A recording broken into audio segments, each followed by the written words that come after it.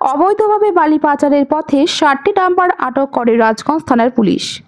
শনিবার রাতে রাজগঞ্জ এলাকা থেকে আটক করা হয়।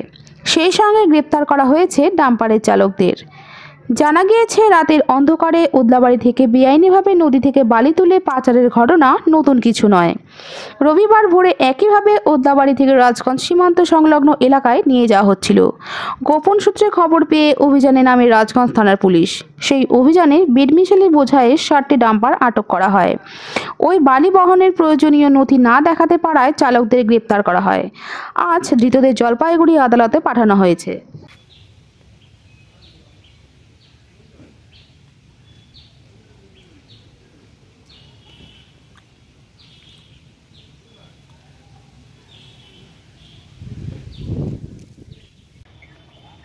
থানাতেই আছে, সামনে সব দাঁড়ায় আছে।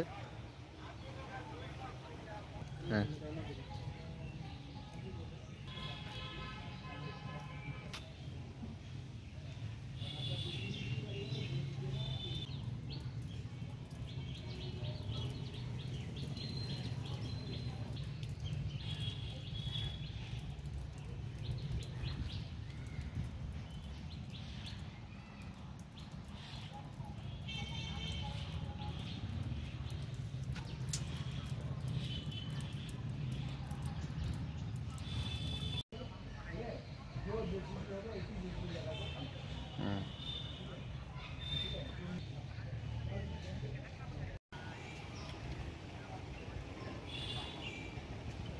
হ্যালো, থানায় আসছিলাম ওই ডাম্পারটার ব্যাপারে ডিটেলসটা লাগতো।